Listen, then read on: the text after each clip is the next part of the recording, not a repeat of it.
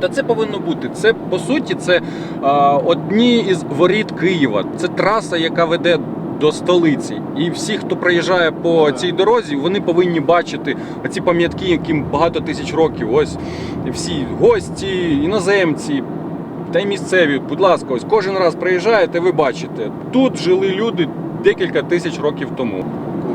Один курган. А цей на кадастрі, він виділений, а його розорали соки.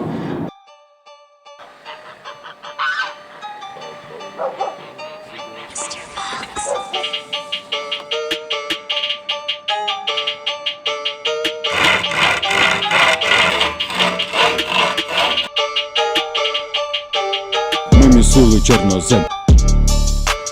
Ми місили чорнозем. Ми знімали під дощем.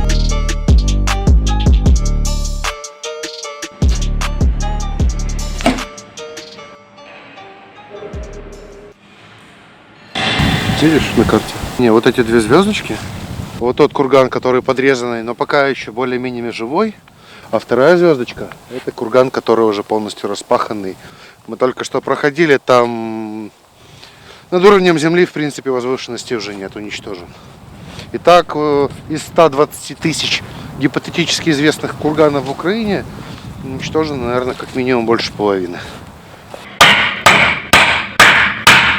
Чому ми прийшли саме до цього кургану? Тут їх декілька десятків в околицях. Але особливий цей курган тим, що він позначений на кадастровій карті.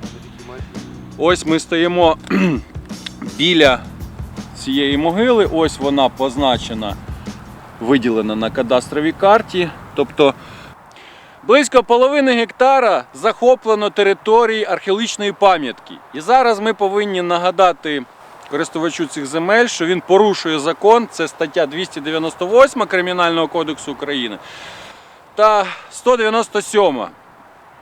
На спутниковой карте видно только темное пятно. Вот это, собственно, то, что и осталось от кургана. Характерный оттенок другого грунта. Тут уже видать, что мы находимся на кургане, потому что тут узвища.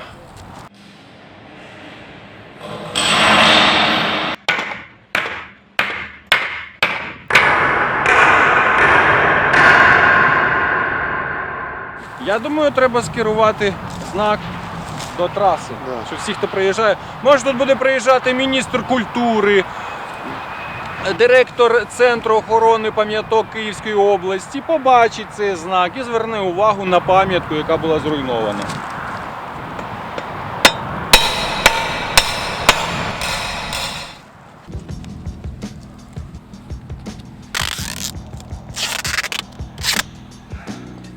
Ось стоїть Юрась біля підніжжя могили. А там на її вершечку стоїть Олександр. І от між ними це все територія археологічної пам'ятки. Тут трактори вже не повинні їздити. І зараз за давньою українською традицією хранителі курганів насипають на могилу 3 жмені у пам'ять про наших пращурів.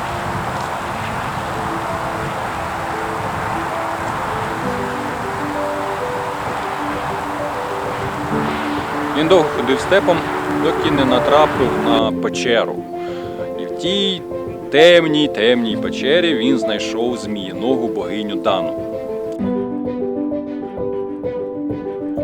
яка сказала, що я тобі допоможу повернути твій табун, але ти повинен стати моїм чоловіком.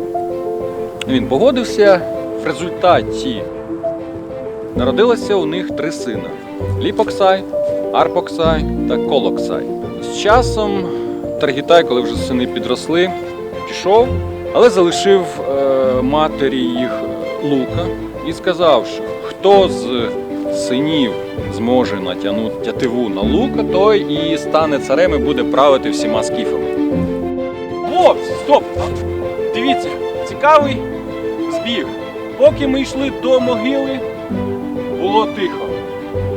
Тільки коли ми знаходилися на кургані, сипав сніг, вітер, негода. Ми зійшли з могили, знов тихо.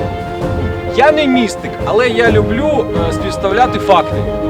От такий цікавий збіг вийшов. Совпадение? Не думаю. Реально, ну ми просто